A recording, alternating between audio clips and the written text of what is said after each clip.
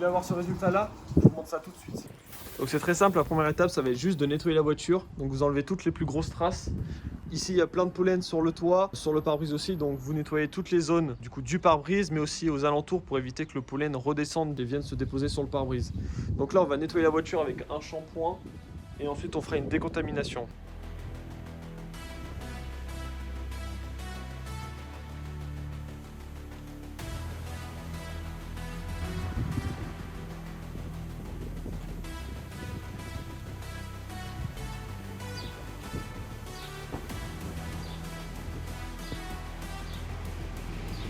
Là on va rincer, pensez bien à faire du haut vers le bas, donc on commence par le toit.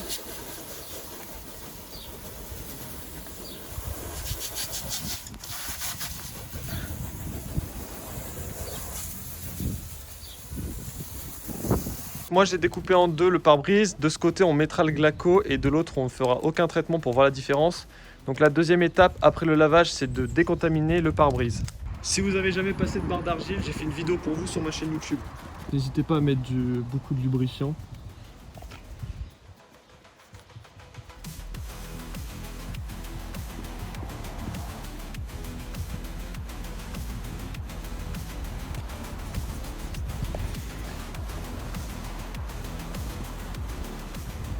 Une fois que c'est décontaminé, vous venez essuyer les contaminations, enfin les traces du produit en tout cas.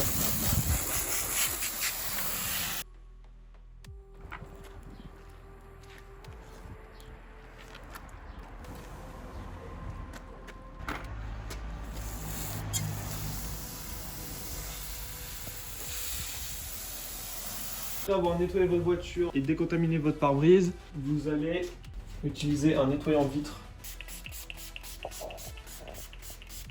Donc en fait c'est de l'alcool qui vient vraiment dégraisser votre pare-brise. Hop, donc moi j'utilise des microfibres qui laissent pas de traces. C'est compris dans le kit que je vous mets en description. Vous aurez le nettoyant vitre ainsi que des microfibres professionnelles. Donc faut vraiment passer par-dessous, faut pas hésiter. Plus ce sera propre, mieux le glaco tiendra. Donc voilà ce qu'on va appliquer sur le pare-brise. Un petit pad en mousse et on vient faire couler le produit. Vous agitez bien.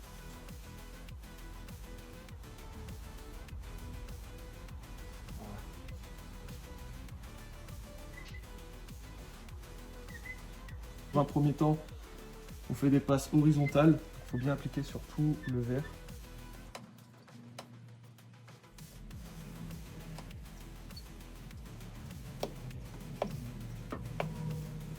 Et ensuite, des passes verticales. Donc dans le sens où vont s'écouler les gouttes.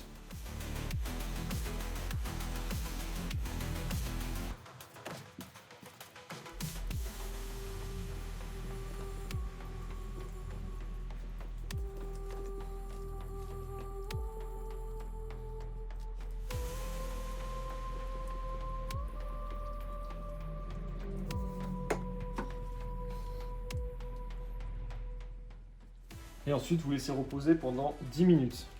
Après avoir attendu 10 minutes, on peut voir qu'on voit vraiment beaucoup les traces blanches.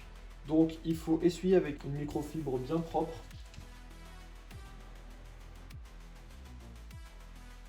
En fait, on n'enlève pas le produit, on enlève la couche supérieure du produit. Il en restera toujours sur le pare-brise. Et c'est cette couche-là qui ensuite va permettre de rendre le pare-brise hydrophobe. Voilà, on voit vraiment pas la différence entre là où le produit a été passé et là où il n'y a pas de produit. Si vous voulez que le produit tienne plus longtemps, vous devez laisser reposer le produit 12 heures sur votre pare-brise et à l'abri. Donc c'est pour ça que moi, je l'ai mis dans le garage. Je vais la laisser reposer 12 heures et je vous montre le résultat demain. Voilà, après 12 heures de séchage, le produit est maintenant bien actif. Donc on va faire le test.